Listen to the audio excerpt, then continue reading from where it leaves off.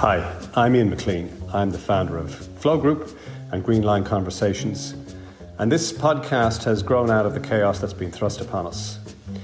During the podcast, I'm going to try and share with you the best of 25 years of helping corporate organizations deal and cope with change.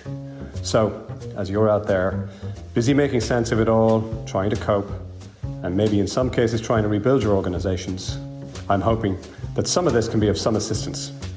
We'll keep it deliberately short, because I know you're busy.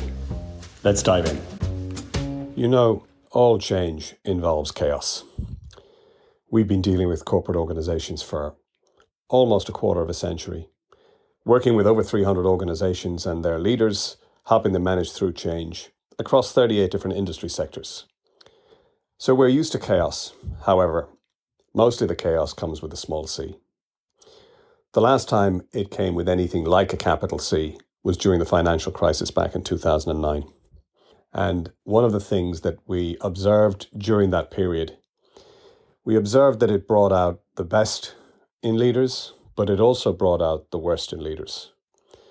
And following that particular passage of time, when things went back to the new way, those who had built better reputations were able to rebuild their organizations faster than those who didn't. There were those who won the gold medals, and there were those who won the wooden spoon. But everything was built around one central ingredient, and that was the ability to build trust. As Warren Buffett famously said in a different context, it's only when the tide goes out you see who's been swimming in the nude. And I'll guess, if you're like me, during these most trying of times, you've probably begun to observe the best and the worst in people. Even at home, I can see different sides to my two kids than I did previously. Even at home, I can see different aspects to my neighbours, some of whom I'll be closer to as a result of this when it's over, and some of whom I won't. It's in moments like these, especially moments of tension, complexity, uncertainty, and where the stakes are higher, that's when you really see what people have got or what they don't. And it's when you really trust people or you don't. So how does that work exactly? Well, let me begin by describing to you what we call the 5% moments. What's a 5% moment in ordinary time? Well, you know that moment when you're in a meeting and somebody fires a question at you, puts you on the spot. You mentally freeze. You mumble your best answer at the time. You leave the meeting. You go back to your office. And 15 minutes later, when you reflect on it, you just remember to yourself and think to yourself, I should have said that. I could have done that. You already have the answer. Or you're going in to have that difficult conversation with somebody, and you promise yourself on your way in, I won't get defensive. I won't get defensive. I won't get defensive.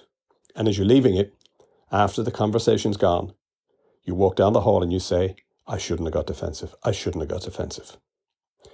So why is it in the moments that we most need to be at our best, something happens or intervenes that makes us at our worst and doesn't get the outcome that we're looking for? We call these the 5% moments. What's happening in those moments is precisely connected to what's happening in our brain. And our brain is made up of two distinct systems.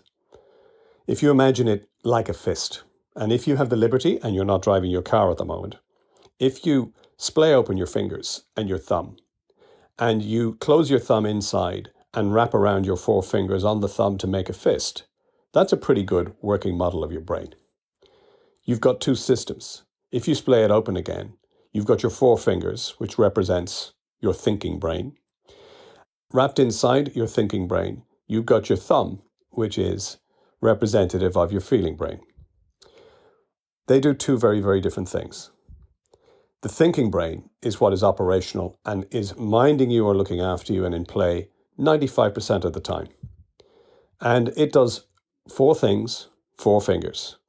The first thing it does is it solves problems. It also deals with complexity. It makes you creative and agile.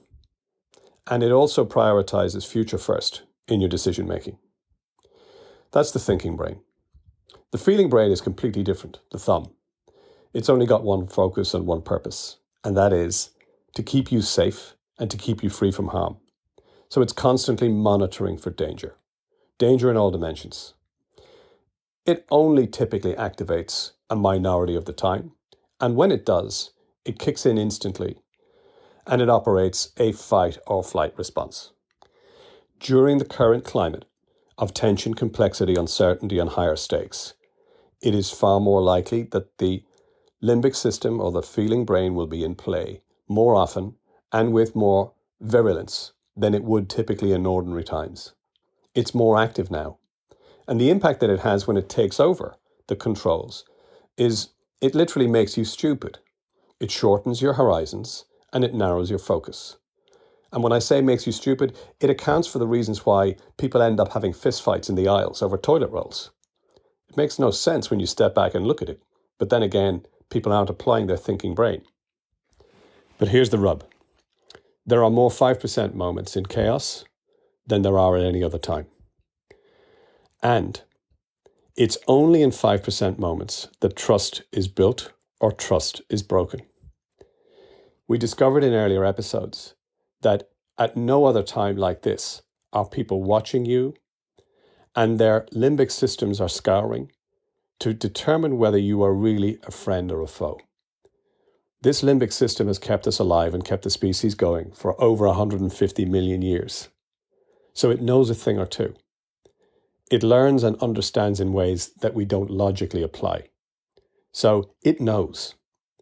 And how you show up for people in their 5% moments and how you show up in your 5% moments are going to determine your reputation and your ability to build the trust that you need and rebuild your organization through your people. If you want any proof of this, let me ask you and finish off with a question. As you think about your own career and your own life to date, if I were to ask you who is the leader that you are most inspired by and has been most instrumental in helping you through your entire career, this could be back all the way to your childhood, maybe in the sporting field, perhaps in school, education, or through your professional career. Who is that one person that you would identify as being the ultimate role model for you as a leader? As you reflect on that, let me tell you what your brain is doing. Your brain is scouring for the leader who showed up for you in your 5% moments in ways that you needed them to. And that builds the trust. What is it that you would or wouldn't do for that person? Until next time, stay safe, stay sane, stay connected.